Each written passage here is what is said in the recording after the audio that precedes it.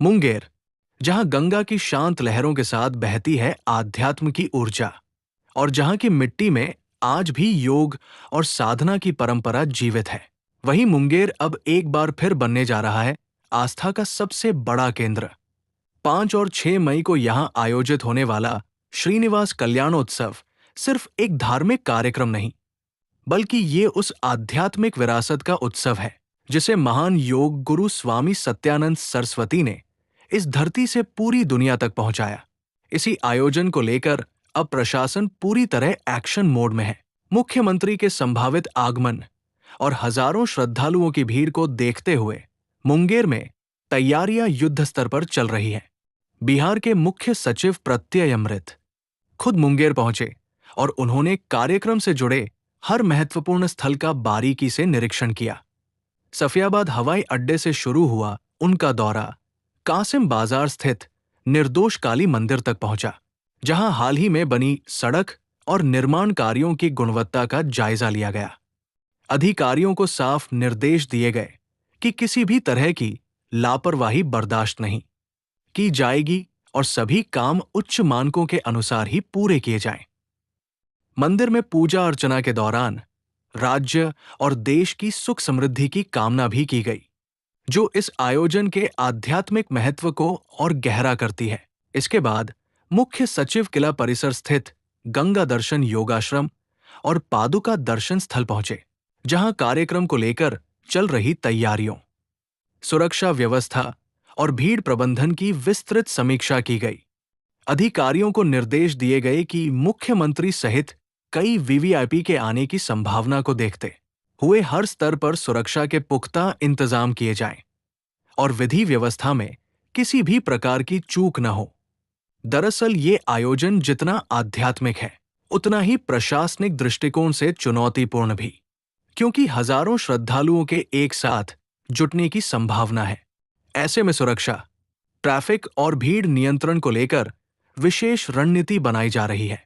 किला परिसर स्थित पोलो मैदान को मुख्य कार्यक्रम स्थल के रूप में विकसित किया जा रहा है, जहां मुख्यमंत्री समेत कई वीवीआईपी के आगमन की संभावना को देखते हुए विशेष सुरक्षा व्यवस्था की जा रही है। जिलाधिकारी निखिल धनराज के अनुसार जिला और पुलिस प्रशासन पूरी तरह अलर्ट मोड में है और सभी तैयारियां तेजी से पूरी की जा रही है।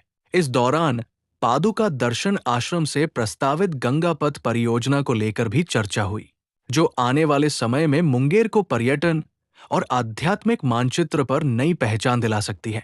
तो ये जो हमारा कार्यक्रम होने वाला है, इसमें सबसे पहले 5 मई को संध्या 7 से 8 भव्य ड्रोन शो का आयोजन किया जा रहा है और उसके साथ लेजर शो का भी आयोजन किया जा रहा है, ताकि जो भक्तजन है वो अपने शहर के बारे में जाने। शहर के जो प्रमुख स्थल हैं, जो प्रमुख मंदिर हैं, सबकी आकृतियां आकाश में बनाई जाएंगी। और इसके बाद 6 मई को बालाजी की मूर्ति का पदस्थापना किया जाएगा और भक्तजनों को 4 से 6 बजे तक पोलो ग्राउंड में उनकी दर्शन के लिए खोला जाएगा। हमारे जितने भी एंट्रेंस गेट हैं, सब गेट पर टोटो रहेंगे, बुजुर्ग महिलाओं के लिए, पुरुषों के लिए, बच्चों के लिए, छोटे बच्चों के लिए।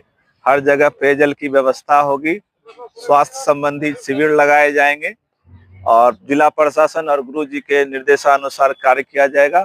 किसी प्रकार की कोई भी परेशानी नहीं है, सब लोगों को उचित ढंग से और अच्छे ढंग से दर्शन कराया जाएगा और प्रोग्राम को सफल बनाया जाएगा। भवानी। दरअसल श्रीनिवास कल्याणोत्सव केवल एक आयोजन नहीं, बल्कि ये मुंगेर की पहचान, उसकी संस्कृति और उसकी आध्यात्मिक विरासत को फिर से जीवंत करने का एक अवसर है। ये आयोजन न केवल श्रद्धालुओं को आकर्षित करेगा, बल्कि स्थानीय अर्थव्यवस्था और पर्यटन को भी नई गति देगा। मुंगेर, जिसे कभी योग और साधना की राजधानी कहा जाता था, अब एक बार फिर उसी पहचान को मजबूत करने की ओर बढ़ रहा है।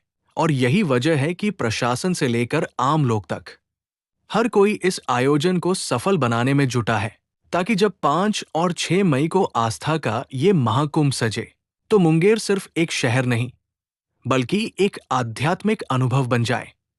डिजिटल प्लेटफॉर्म के लिए मुंगेर से राहुल देव की रिपोर्ट।